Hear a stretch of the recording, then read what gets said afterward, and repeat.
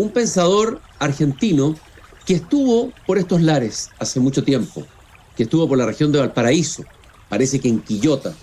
Me refiero a Juan Bautista Alberdi, abogado, jurista, economista, político, escritor, diplomático, un libre pensador.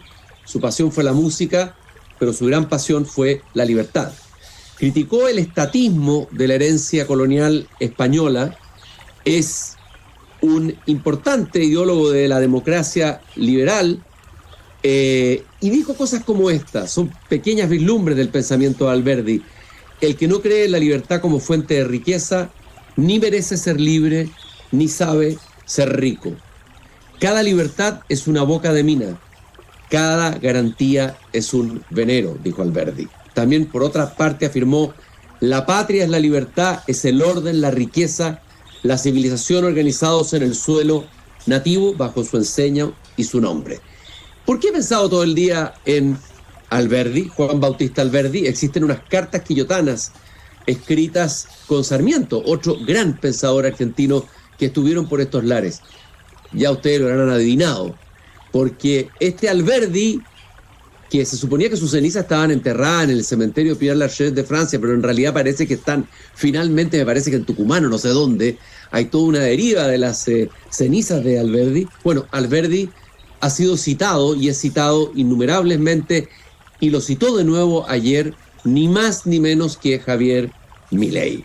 Lo que hemos visto ayer en Argentina es un hecho político, un terremoto, aunque Argentina no es un país de tantos terremotos como nosotros, este es un verdadero terremoto político, grado 20.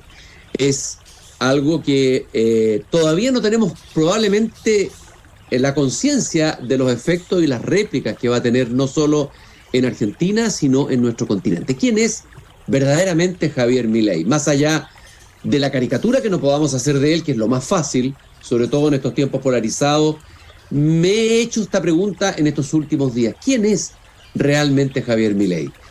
Y dije, ¿a quién puedo invitar a conversar en el jardín sobre él? Tuve ahí una lista de analistas políticos, pero dije, vamos a hacer todo el mismo análisis.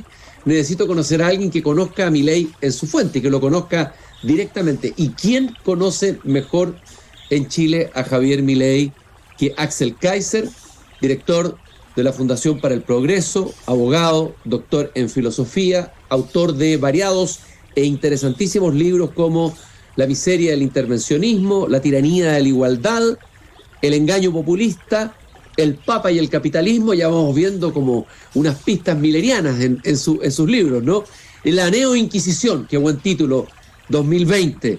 Escribió en su Twitter, me parece que del día de hoy no, o de anoche debe haber sido: felicitaciones, querido Javier Milei, por esta hazaña sin precedentes en la historia política latinoamericana y por ser el primer presidente libertario de la historia mundial moderna. Que viva la libertad. Axel, un gusto de caminar contigo esta tarde con el jardín para conversar sobre Javier Milei, la libertad, Alberdi, en fin, tantas cosas. No sé si nos va a dar el tiempo. Encantado de estar aquí contigo, Cristian. Gracias por la invitación. Lo primero que te quiero preguntar, tú dices el primer presidente libertario de la historia mundial moderna. Cuando Milei dijo algo así, liberal libertario, uno dice, es otra exageración de Milei, pero lo dijiste tú. Y entonces dije, a ver, efectivamente este es el primer presidente libertario. Han habido presidentes liberales, muchos y variados en la historia. ¿Por qué el primer presidente libertario? Y que expliques bien el concepto de libertario, lo podamos, no sé si distinguir de liberal, para ir entendiéndolo. Axel. Sí, la verdad es que Javier Milei es una persona que ve en el Estado, y esto es propio del libertarianismo que deslinda en el anarcocapitalismo, la fuente de el mal en sí mismo, ¿no? Es decir, como el principio en esencia de la dignidad humana y del orden político debe ser el de no agresión, el de no agredir a terceros, y dado que el Estado monopoliza la violencia física y todo lo que tú haces, como pagar impuestos, es algo que te imponen por la fuerza, la teoría sostiene que eso sería inmoral. Entonces, por eso Milei decía siempre los impuestos son un robo, ¿no? No hay matices acá. Y en ese sentido, él entiende, o hay una corriente de libertarianismo que se puede desarrollar, y por supuesto, la diferencia con el liberalismo clásico, que es la corriente que yo adscribo, es que los liberales, o suscribo, es que los liberales clásicos planteamos que el Estado es necesario porque es la única tecnología que nos permite resolver el problema de la violencia en la vida en común. Ahora, por supuesto, hay que ponerle límites muy duros para que el Estado no se convierta en lo que hemos visto los totalitarismos del siglo XX y todas esas cosas. Entonces, así se garantiza la libertad individual y creemos un poco más utópico el sueño de un mundo en que no exista Estado, porque de alguna manera es como plantear que o no va a existir la violencia, lo que es imposible porque entre seres humanos siempre va a haber, o hay una mejor fórmula para resolverla, y hay algunos como David Friedman, que lo invitamos nosotros hace un tiempo a Chile también a dar una charla, que se inscribe en la corriente de libertarianismo precisamente, que plantea soluciones privadas, pero no son muy convincentes en general, yo diría, ¿no? Y también está esta vertiente liberal más igualitaria, que ya entramos en otra dimensión de la discusión, con la que yo tampoco... Y ahí en Chile sería Agustín Esquella, un representante de esa línea, ¿no? Sí, yo diría Agustín Esquella, Cristóbal Belolio, me parece que Carlos Peña, con matices entre ellos, por supuesto, pero que piensan que el Estado tiene por función de alguna manera redistribuir riqueza para proveer de los medios necesarios para que la gente pueda ejercer su libertad. De lo contrario, quedas en una libertad puramente formal, que es una acusación muy típica que se le hace a los liberales clásicos de la tradición de Adam Smith o de Friedrich Hayek, de gente así, y por lo tanto tienes ahí entonces un rol esencial que no pasa solo por proteger los derechos individuales en el sentido negativo, mi derecho a la libertad de expresión, a la vida, a la propiedad, sino que ya pasa a ejercer un rol activo de manera de proveer de libertad a los ciudadanos en cierto sentido, o de permitir que tengan los medios para ejercerla, de lo contrario no tiene, que es como a mi modo de verlo, una forma de proveerles de libertad. Y entonces el Estado sería no solo un garante, sino que al mismo tiempo una especie de fuente de la libertad, especialmente para los que no tienen recursos. Y esa es otra vertiente. Se suele asociar mucho con John Rawls, a pesar que yo creo que se interpreta mal la teoría de John Rawls. Yo escribí un paper sobre esto que lo publicó el CEP. Si se entendiera bien lo que él plantea en sus dos principios de justicia, el modelo liberal clásico de Estado mínimo sería realmente el que saldría de conclusión, porque en la práctica lo satisfacería mejor que un modelo de Estado de bienestar, por ejemplo.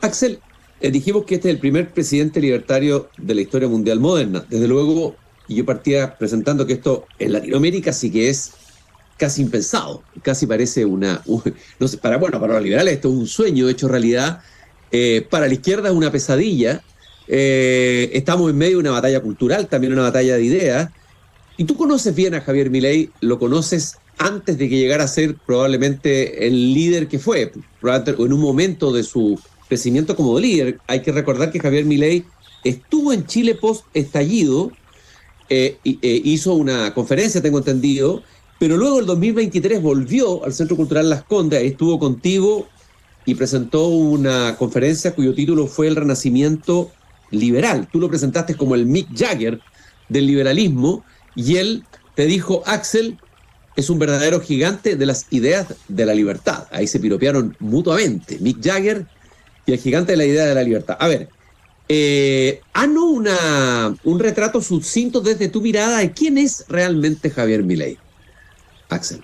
Como tú dices, lo conozco mucho antes de que fuera un fenómeno político o mediático. Yo era más conocido que él en Argentina, antes de que él irrumpiera en la escena. De hecho, le decían el Axel Kaiser argentino. Ahora me preguntan si yo soy el Javier Milei chileno. Y como lo conozco personalmente y tenemos esta relación de amistad, a mí no me cae ninguna duda de que no es un tipo loco, y por eso yo gané muchas apuestas, ahora tengo cenas casi aquí a fin de año con la elección de Milei, porque muchas personas me decían que no iba a ganar porque era muy loco, no iba a poder formar equipos, ya los está formando, se han acercado muy buena gente a él, economistas y otros, Conjuntos por el Cambio llegó a un acuerdo bastante rápido después de la primera vuelta. Es un hombre pragmático si tiene que serlo, pero es motivado por principios, o sea, él siente que tiene una misión aquí, Cristian, y esto es importante entenderlo porque en el mundo en el que nos movemos, en que hay mucho de imagen y de ansias de figuración, protagonismo, estar en el poder casi como un fin en sí mismo, Milei no transó su discurso hasta ahora incluso. El discurso de aceptación es bastante duro, dice, nosotros acá venimos a implementar medidas drásticas, acá no va a haber nada gradual, etcétera, porque a él no le interesaba ser elegido presidente si no era con sus ideas. Esa es la verdad. Y eso me lo dijo a mí, digo, muchos años atrás, no cuando él estaba pensando ser presidente, pero cuando de alguna manera criticaba a otros políticos como Mauricio Macri por no haber sido capaz de implementar las reformas que tenía que implementar. Entonces, él es una persona de convicción. No es alguien que llegó ahí a hacerse del poder. Eso es lo primero. Lo segundo es que lo motiva un genuino humanismo, yo diría, ¿eh? Y el dolor por lo que sufren sus compatriotas. O sea, es una persona que tiene el corazón en ese sentido bien puesto, pero además sangra su corazón por lo que es Argentina. Y él es consciente de lo que fue, porque la gente se olvida de que Argentina, gracias, entre otros, a la Constitución de 1853, en gran medida producto de las ideas de Alberti, llegó a ser el país más rico del mundo. En 1896 tenía el ingreso per cápita más alto del planeta.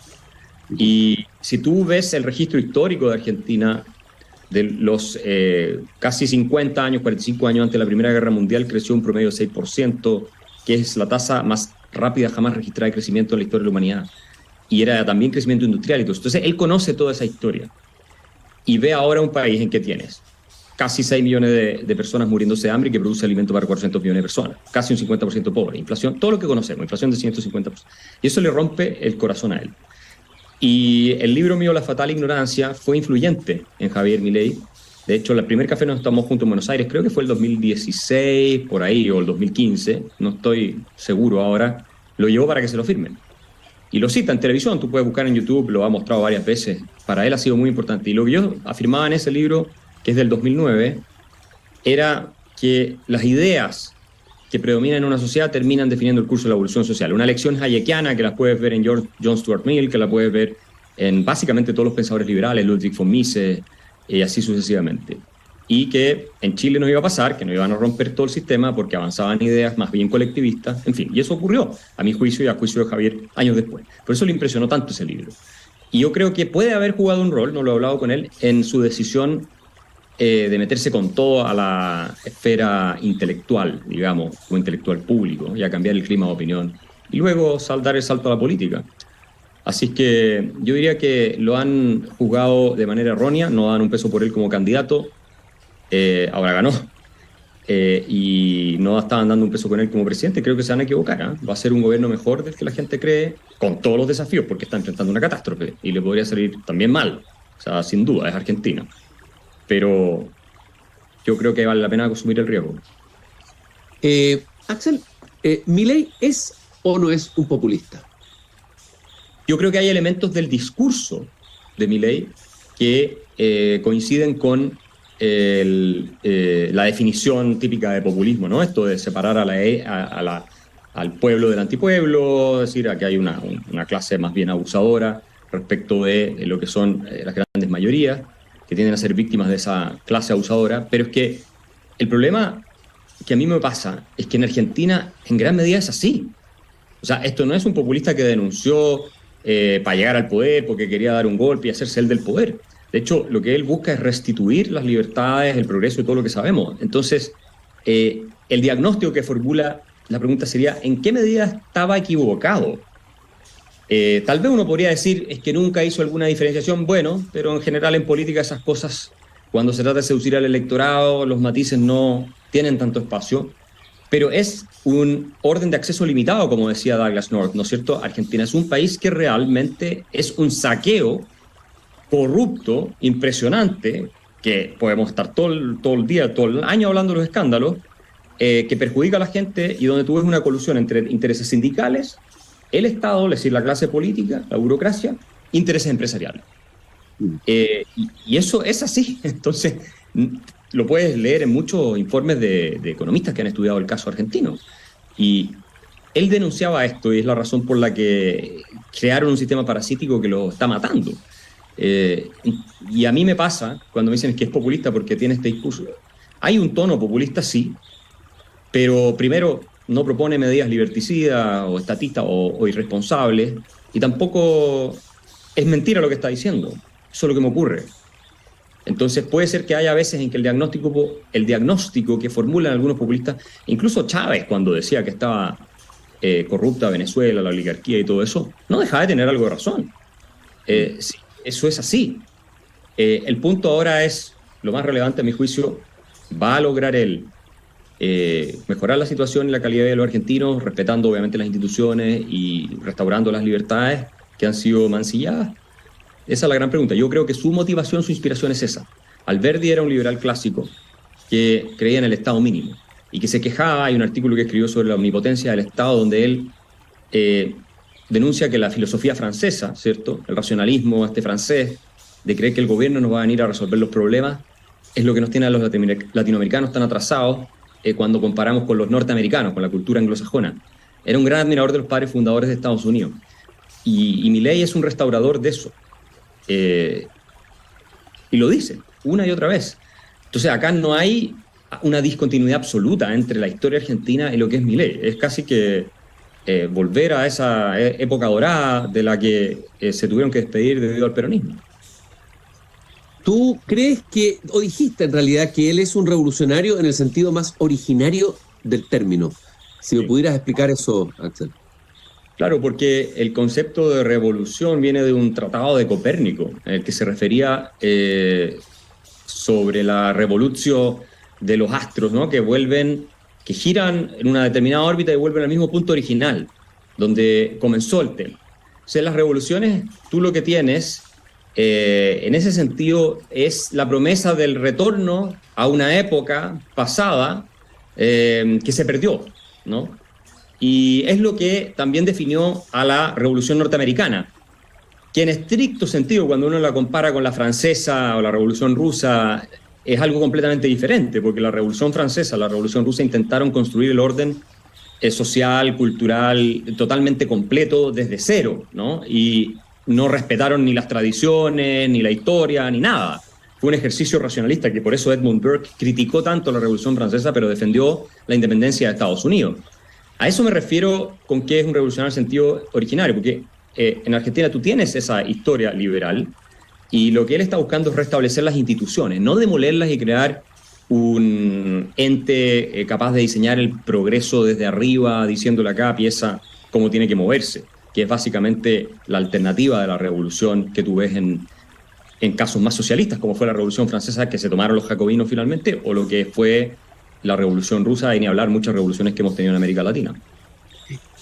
¿Tú crees que, a ver, el modelo de Milei es un modelo a replicar que pudiera ser replicable por la derecha o la centro-derecha en otras partes de Latinoamérica, también en Chile? A ver, ¿qué se puede aprender de ese modelo? Se ha dicho, por ejemplo, creo que tú mismo lo has dicho, no estoy seguro, que el hecho de defender y ser consecuente con ideas que incluso son impopulares en un comienzo, pero mantener esa convicción y esa coherencia hasta el final, da mejores réditos que adaptarse, moldearse y cambiando en el camino y adaptándose a las circunstancias. ¿Cuál es tu diagnóstico y qué es lo que se aprende y puede aprender incluso la derecha chilena de lo que pasó con Milei? Bueno, Cristian, yo vengo diciendo hace 15 años, y me han atacado mucho desde la derecha chilena, de que son muy blandos. Se lo he dicho también al presidente Piñera, digamos, a través de columnas, incluso en conversaciones con él. En alguna oportunidad le he manifestado que la defensa de la libertad tiene que ser más dogmática. Hayek hablaba de eso, de que la causa liberal está perdida si no hay una defensa más dogmática de la libertad. E incluso decía que una de las razones por las que él pensaba que el liberalismo perdía era porque éramos incapaces de ofrecer una utopía liberal, ¿no? Yo no estoy hablando de que hay que ofrecer una utopía, pero por lo menos tiene que ser más categórica y más clara. Y mi experiencia en Chile, yo ahora tengo cientos de miles de seguidores. Yo partí hace 15 años, nadie hablaba de la Escuela Austríaca de Economía, ni de Hayek, ni de Mises, eso no existía. Algunas personas sabían porque Hayek había venido al CEP, el 80 o por ahí, el 78 estuvo en Chile. Ya, pero era gente que no estaba defendiendo esto. Hoy día tú tienes cientos de miles de personas jóvenes, no sé si llegamos a millones, para serte franco, porque nuestros videos de la Fundación tienen millones de reproducciones, que siguen estas ideas y las abrazan. Entonces, lo que hemos visto es que en el caso de Milei en Argentina, él logró una transformación estructural ya de la mentalidad de la gente joven. O sea, hay mucha gente mayor que lo votó porque está cansada de este sistema, la inflación del establishment. Perfecto, eso está así, un voto de protesta, eso es así. Pero en los jóvenes, que como bien dijo Macri antes de la elección, son los que precipitaron esto, esos ya no van a ser peronistas. Y no lo habrían vuelto a hacer si Milei perdía. Entonces, ahí hay un cambio estructural permanente. Y es lo mismo que estamos logrando en Chile. ¿Por qué? porque hemos sido sistemáticos durante 15 años en el discurso y hemos convencido a muchas personas. Yo estoy seguro de que acá se puede ganar con una fórmula parecida, en el estilo chileno. Obviamente Milei tiene todo su folclore más propio argentino, que lo hace muy divertido. Yo creo que en ningún país del mundo la política... Tiene la bronca argentina, en primer lugar. La bronca. Tiene la bronca argentina que... Y el peinado y las cosas así, sí. El sexo tántrico, todas estas cuestiones son parte. Claro, acá no lo vamos a tener porque la gente, no sé, va a fruncir la nariz, va a poner los ojos en blanco y no va a pasar. Pero las ideas y un discurso coherente, categórico, claro, pero sin ninguna duda, y es el error que ha cometido Chile Vamos. Y por eso, creo yo, el Partido Republicano se le metió por los palos, porque dejó un forado hacia esas ideas más, en el caso de José Antonio es más conservador también, pero liberales, ¿no? Y el único que planteaba que había que cambiar camino, el curso de las cosas era él, entonces por eso creció. Lo mismo le pasó a Juntos por el Cambio en Argentina. Si es que Juntos por el Cambio hubiera sido más categórico y Macri no hubiera sido tan, digamos, moderado en su gobierno, no habría habido espacio para Javier Milei. Sí, esa es la verdad. Entonces... Ahora, se dice, Axel, perdón, que la política de alguna manera es mediación, y ahora Javier Milei se está enfrentando con la política real, o sea, va a tener que armar un gobierno, va a tener que gobernar, no tiene gobernadores, muy poco, tiene debilidad en el Congreso, o sea, va a tener que bajar a la arena política, digamos, del Olimpo de las convicciones, por decirlo ahí. Entonces, a ver, es verdad que las ideas son importantes, la incoherencia a largo plazo nos trae réditos, pero también una flexibilidad necesaria, es una mezcla en el buen político y en el buen líder, por decirlo de alguna manera. ¿Cómo va a lograr eso, Milei? ¿Cómo crees tú que va a resolver esa tensión? Esa era la principal duda de muchas personas. Bueno, si gana, no va a ser capaz de formar equipos porque es demasiado radical. Pero las primeras señales que ha dado, especialmente después de la primera vuelta, es que es muy pragmático. Yo lo conozco, y yo tuve esta discusión con muchas personas y les dije, ustedes están subestimando su capacidad de adaptarse y de ver que va a tener que hacer estos equipos, porque si no, no va a poder gobernar. Y en Argentina tú corres el riesgo de que tu gobierno caiga. No es como acá, donde por muy malo que sea el gobierno, en general termina, ¿no? Hasta ahora, por lo menos. Sí. Sabemos qué va a pasar en el futuro, pero por ahora sí o sí, esa es la tradición en general republicana que tenemos en Chile.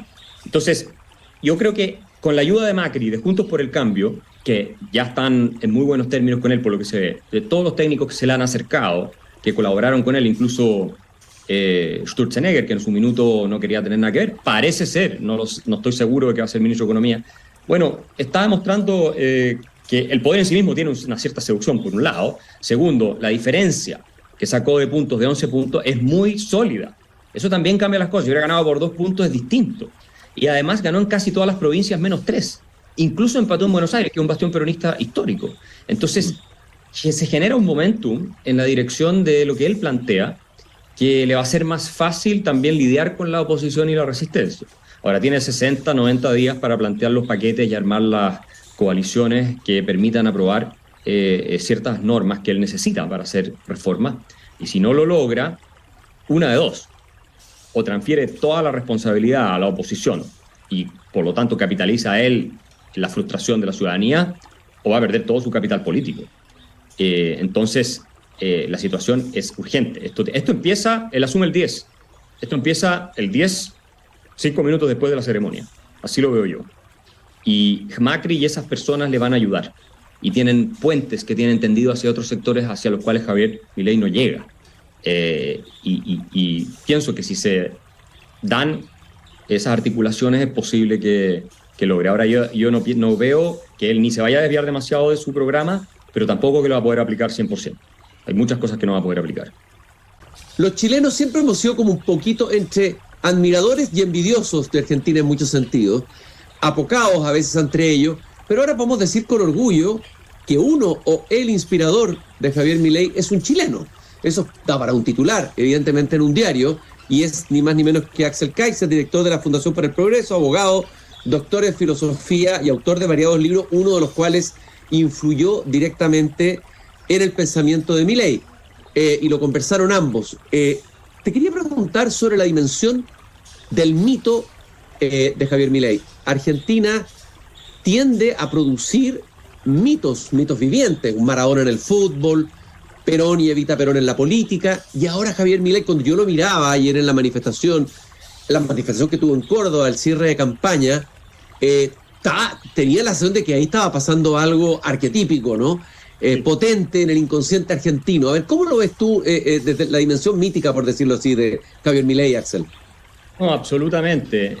Es parte de la realidad cultural de Argentina, ¿no? A veces parece que el fútbol y la política fueran religión perseguida por otros medios, pero Javier Milei, en efecto, utilizó de manera probablemente inconsciente los arquetipos o diversos arquetipos para transmitir su mensaje con una potencia que yo creo no se ha visto nunca en una elección moderna en Occidente. Porque no solo está esta idea del retorno a la época dorada, eso es muy fuerte desde el punto de vista retórico, algo que existe, pero hace miles de años, ¿no?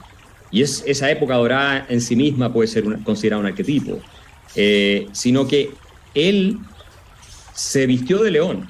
Su logo, su símbolo, lo que lo representó fue el león. Y de hecho, esa melena que él tiene, ¿no? Que el pelo que parece melena de león con sus ojos azules, y lo ponían al lado de un león que además era muy parecido a él, transmitió un mensaje de que él estaba acá para rugir y venía a hablar y venía a tomarse las cosas en serio y hacer temblar a lo que él llamaba la casta, y que el liberalismo es la filosofía del león, el que no teme a salir a cazar por sí mismo y que no necesita ni del rebaño ni de una mano que lo alimente, y que es la filosofía del individualismo liberal de Alberdi, básicamente.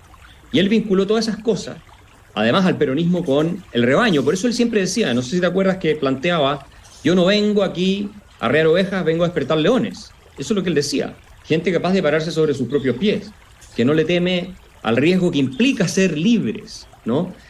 En cambio, el peronismo queda como el de las ovejas, cobardes, asustadizas, que esperan que las guíen, que el gobierno les diga por dónde tienen que ir y las alimente. Entonces, Oye, Axel, hay algo ahí, hablando de la moral del rebaño, lo que estás diciendo, hay algo como de nietzscheano, podría uno decir, un cierto atisbo nietzscheano en Milei, ¿no?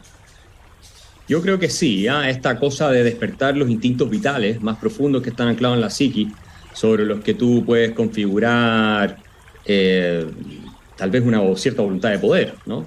En el sentido nietzscheano de la expresión, no en el sentido de que quiero poder político para someter a otros, no, sino que de imponerte, ¿no? Con tu propia fuerza, con tus energías.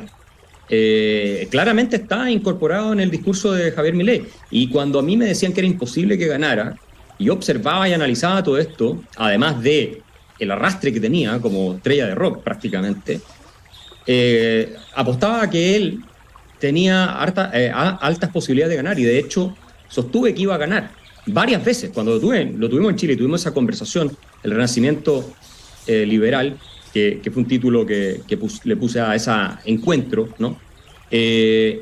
Sostuve, bueno, este va a ser el próximo presidente de Argentina. Yo estaba bastante convencido, porque creo que esa dimensión del análisis se mantiene alejada de los expertos que hacen este tipo de relatos normalmente en política. Pero es la campaña más alegórica que se haya visto, que yo recuerde, en Occidente. Ni Margaret Thatcher, ni Ronald Reagan, ninguno de esos grandes como próceres que cambiaron la historia con sus elecciones y que fueron golpes tremendos hacia los ideales del libre mercado y toda esa cosa, tuvieron algo parecido. Y claro, tenía que ser probablemente en Argentina, como tú dices, un país que está impregnado de mitología. Si a Messi le decían el Mesías cuando jugaron la Copa Mundial, el Mesías nos va a liderar. Claro, y los argentinos tienen esa capacidad extraordinaria de armar relatos, son grandes narradores. Y la política también es relato, o sea, sin relato es muy difícil ir a la batalla y a la batalla cultural de las ideas. Y aquí no se le puede negar a Milei que logró armar un relato potente. Y la pregunta es, ¿este relato lo armó él solo? Él siempre habla como de un asesor, no me acuerdo el nombre, que le hizo un homenaje ayer. ¿Fue un asesor de campaña, un publicista, un creativo, o crees que el relato en realidad lo hace Milei solo? ¿Cómo crees que se construye ese relato? Mira, que va a ser las ideas fuerzas, que va a movilizar sus símbolos, etcétera. La idea fuerza creo que surge de él, ¿no? De su espíritu, porque me parece, él se identifica además en su naturaleza con el león, ¿no? Con el que va a rugir y va a luchar contra todas las hienas, cueste lo que cueste, y no se va a retirar si eso implica proteger lo que valora. No sé si en la parte específica del diseño seguramente lo ayudaron, pero la idea del león, hasta donde yo entiendo, puedo equivocarme en esto, es una idea que surge de él, porque tiene además las características físicas, y eso es lo más gracioso. Es decir, cuando tú veías las personas que hacían, porque estos memes se llenaban en todas partes, ¿no? Y gente muy creativa, los argentinos tienen mucho talento, y realmente lograron transmitir esa imagen. Tal vez incluso la tomaron de alguien que la hizo en algún minuto. Yo no estoy seguro, ahí tendría que averiguarlo bien, es una gran pregunta, porque a mi juicio esto fue decisivo. La gente no le toma el peso a esto y dice, no, es que la inflación es tanto, la pobreza es tanto, entonces obvio que iba a ganar. No era para nada obvio que un candidato libertario que no existía 3 años atrás, no existía en un país peronista, hasta la médula colectivista, le iba a ganar primero a la centro-derecha, digamos, de Juntos por el Cambio, y todas esas personas que tienen toda la maquinaria armada, todos los recursos que tú puedas imaginarte, y después a los peronistas gobernando. O sea, esto es, yo le dije hoy día a Ben Shapiro de Estados Unidos, que me entrevistó sobre este tema. Le dije, mira, si esto es como que un cristiano radical hubiera ganado elecciones en Arabia Saudita, si es que tuvieran elecciones, en un país musulmán. Sí, esto no es algo que se pueda explicar desde la pura economía. Esto tiene una dimensión mucho más profunda. Y temo que la mayoría de los analistas no vio esto. Tal vez porque estamos demasiado acostumbrados a la cosa técnica más superficial, ¿no? Y a las encuestas y punto. Ahí está la pregunta que tal vez a la derecha chilena le ha faltado, bueno, no sé si le han faltado ideas, convicciones, y le ha faltado la capacidad de armar un relato convincente que pueda atraer a los jóvenes como lo hizo Milei y llevarlo hacia un horizonte, hacia una esperanza, hacia algo. No sé qué piensas tú de eso. ¿Cuáles son las carencias en el fondo de la derecha en relación a lo que hizo Milei, a la derecha, nuestra derecha, digamos, la derecha chilena? Yo tiendo a pensar que hay un nivel cultural más alto en Argentina en general. Eso de todas maneras. Claro. De todas maneras. Entonces, son más sensibles a estas dimensiones que estamos discutiendo nosotros, ¿no? Que en nuestro país, donde la élite, ¿para qué andamos con cosas? En general, política de derecha es una especie de proyección también de la clase social alta y de la clase empresarial, que son tremendamente ignorantes en materia de todo lo que puedas imaginarte que no sea leer de números. Con excepciones, y hay gente muy buena, ni una duda, pero este aspecto está descuidado. Entonces, sin ningún temor a equivocarme, te digo que es lo que le ha faltado a la centro-derecha en Chile y a la derecha. Y no es por tirarme flores, pero yo, que llevo un discurso solo, hoy día hay más gente que se ha sumado, mucho más, pero llevo 15 años en esto, sin ser político, ya tengo un capital político que podría explotar con este tipo de ideas, que antes eran completamente inexistentes. Entonces, la verdad es que si yo quisiera, tal vez lo podría explotar mucho más. No me estoy tirando a campaña, y ahora mucha gente me dice, ¿por qué no te tiras a presidente? Y qué sé yo, porque claro, como salió Milei hay un entusiasmo, pero tampoco es tan fácil. Y no están mis planes, pero sin ninguna duda que algo así podría llegar a ocurrir en nuestro país y que ese ha sido el déficit. Es mucha tecnocracia y poco humanismo en lo que tenemos en la derecha. Claro, mucho Excel y poco Word, ¿no? Para que lo entiendan ellos, los que se mueven en ese lenguaje, porque si no, no lo van a entender. La pregunta que quería hacerte, Alberdi podría ser un inspirador de Milei dentro de la historia argentina. ¿Cuál sería nuestro Alberdi? He pensado, ¿sería tal vez Portales en algún sentido o no? ¿Dónde podríamos encontrar fuentes de ese pensamiento liberal? Alguien que uno pudiera decir, imaginar si un candidato en el futuro de la derecha pudiera decir, como citó Milei a Alberdi, tuviera que citar a quién. Yo creo que Portales es la figura, porque si bien en economía tú podrías hablar de Jean-Gustave Courcelles-Senuil, que estuvo en Chile a mediados del siglo XIX, pero era francés y es muy poco conocido, estuvo varios años y él fue el padre de la Escuela Liberal Clásica acá en Chile. Hay un aula todavía con su nombre en la Universidad de Chile, pero no da para él. Y también Andrés Bello, bueno, no era chileno originario, y si era un liberal clásico, yo me atrevería a afirmar. De hecho, se conocieron con Courcelles-Senuil. tenían buena relación. Así que Portales, sobre todo por el tema del orden, que era algo que también obsesionaba a Andrés Bello, pero el tema del orden, esto es algo que se suele olvidar, pero si tú no tienes orden, y en Chile estamos teniendo problemas con eso, no puedes tener libertad, ¿no? Esto viene de John Locke, ¿no? Donde no existe la ley, no existe la libertad. La libertad no existe donde no existe la ley. Y para que haya orden, necesariamente tiene que haber reglas y por lo tanto tiene que haber una autoridad que las haga cumplir. Y reglas de todo tipo, obviamente también morales y sociales, pero estamos hablando desde el punto de vista jurídico y político. Y tiendo a pensar que una retórica de tipo portaliana hoy en Chile sería grito y plata, si no es en el sentido político, ¿no? Como dijo Bachelet alguna vez. La verdad es que no es casualidad que sea Bukele el mandatario más admirado en el exterior. Es porque la gente añora orden y saben, y esto es importante porque los liberales se olvidan del punto que va a tocar ahora, tanto en la centroizquierda como en la centroderecha, de que si tú no tienes seguridad personal no tienes libertad. Esto lo decía Wilhelm von Humboldt, su libro sobre los límites de la acción del Estado. Cuando tú no tienes seguridad personal, no tienes libertad.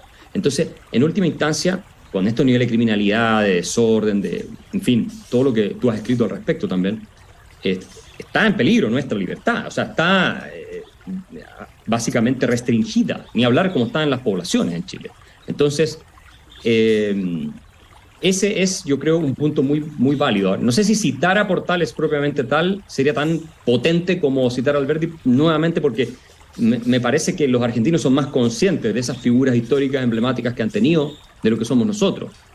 Y hay una especie de narrativa nacional mucho más presente en la discusión. O sea, Cristina Fernández decía que Sarmiento, creo que era Sarmiento, hubiera sido amante de ella, o Belgrano, uno de estos. Entonces agarran las figuras históricas, bien o mal, pero las toman. Nosotros en general, yo no recuerdo ninguno de nuestros candidatos en democracia hablando de los próceres del pasado, así como parte de la campaña, o de su argumentación política. Pero sin duda que el contenido tendría que ir por ese lado, me parece a mí. Perón decía, no es que algo así como, no es que nosotros seamos tan buenos, es que nuestros rivales son muy malos, dijo alguna vez Perón.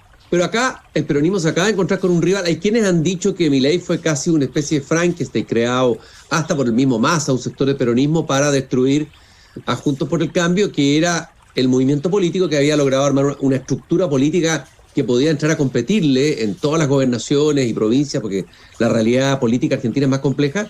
Pero sin embargo, se le habría escapado de las manos y terminó la supuesta creación, o eso es lo que se dice, digamos, capaz que sea parte de la leyenda, destruyendo a su creador.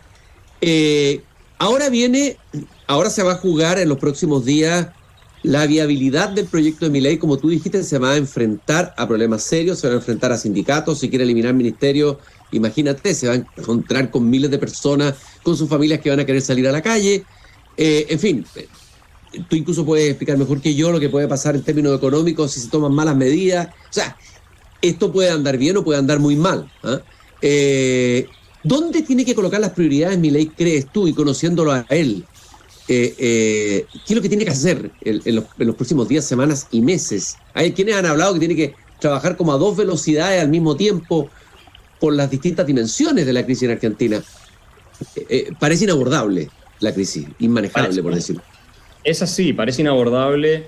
Y si resulta ser inabordable va a ser un desastre, porque puede caer el gobierno y vas a tener caos, y los próximos políticos que lleguen tampoco van a poder ordenarlo, entonces va a ser muy complicado. Pero, a ver, yo no compro mucho, en primer lugar, esa tesis de que Milei fue una criatura del peronismo. Yo lo he oído, no conozco evidencia al respecto, pero como yo lo conozco antes de que él fuera político, mucho antes, y veo que su discurso es el mismo, su proyecto de salvataje para Argentina no ha cambiado y su línea tampoco, me parece muy raro.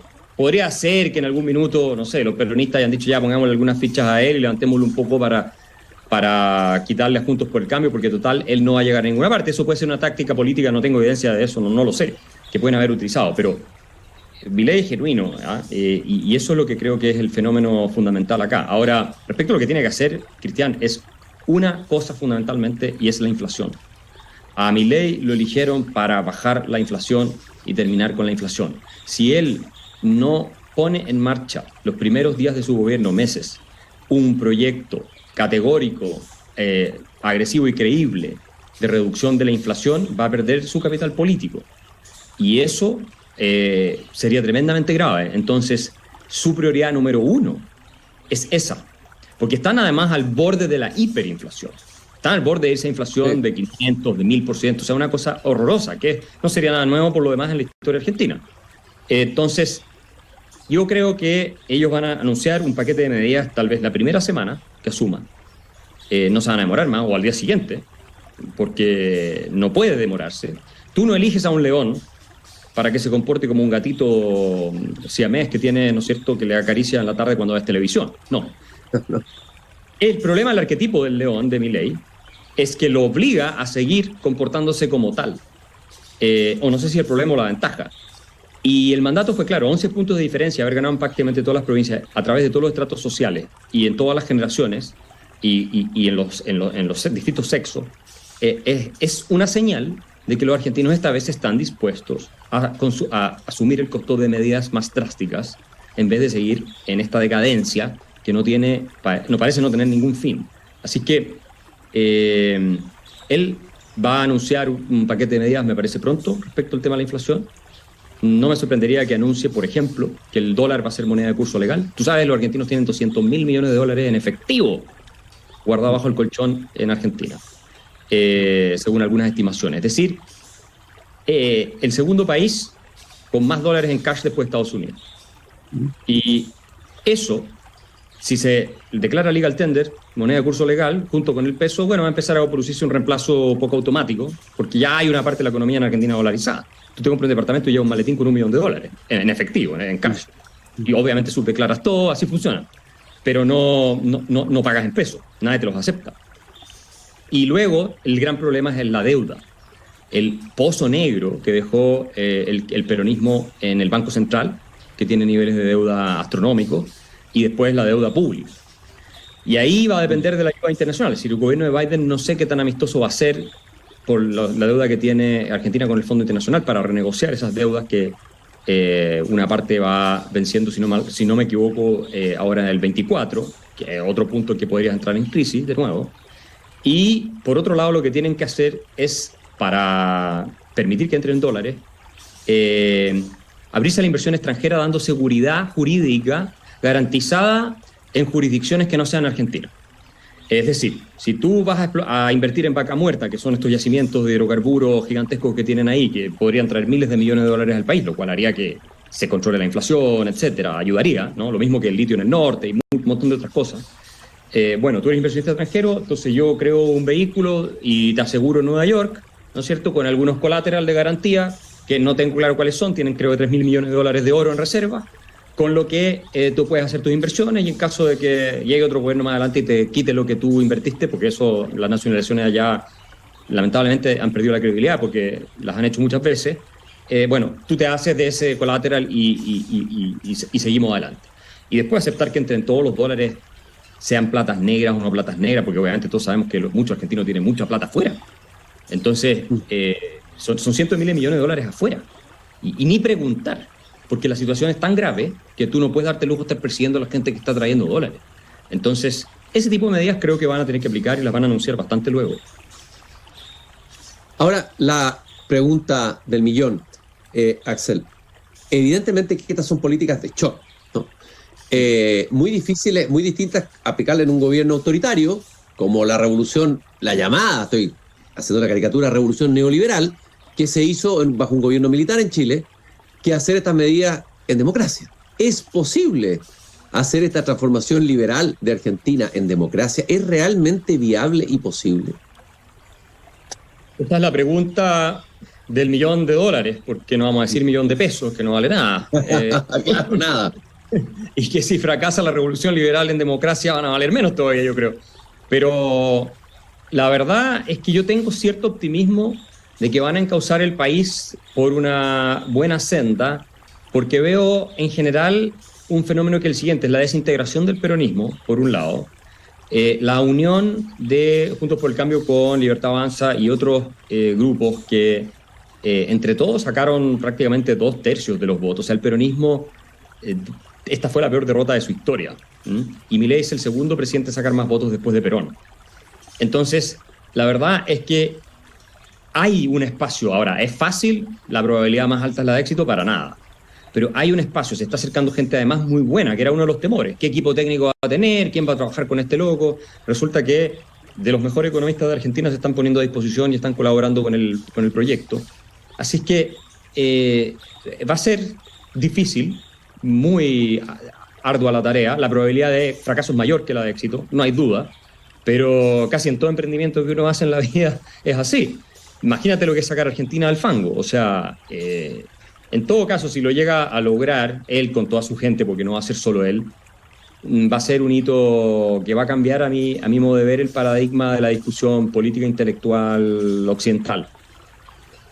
Así ahí va a poder decir, Milei va a poder decir, o la mujer de Milei convertida en la Evita Perón del liberalismo libertario, y seremos millones, como dijo alguna vez Evita Perón. En el último minuto de tus conversaciones con Milei, incluso cuando estuvo en Chile, ¿de qué te acuerdas? ¿De una conversación o de algo que te haya dicho, alguna observación, a lo mejor una observación sobre Chile, algo que recuerdes y que pudieras compartir con nosotros aquí en Desde el Jardín? Estoy con Axel Kaiser, director de la Fundación por el Progreso, amigo de Milei, comentando la elección de Javier Milei ayer en Argentina como nuevo presidente. A mí me sorprendió mucho verlo afectado, afligido por el derrotero que ha tomado Chile en los últimos 10, 15 años, ¿no? De ser un país emblemático, modelo, a ser un país con los problemas que tenemos hoy, que no crece, lleva 10 años sin crecer, desempleo al alza, criminalidad, etcétera, todo lo que conocemos. Eso me sorprendió porque uno pensaría, bueno, ¿por qué le tiene que afectar tanto? Yo creo que para él Chile era especial y sigue siendo, como referente, como ejemplo, como inspiración. Muchas de sus políticas están inspiradas en cosas que se aplicaron acá. Y eso me llamó la atención, nunca lo he visto con ningún otro político. He conversado con muchos políticos latinoamericanos, como lo vi con él. Muy afectado lo vi esa vez que conversamos del tema, y creo que, bueno, si lo siente por Chile, imagínate cómo es sentirlo por Argentina.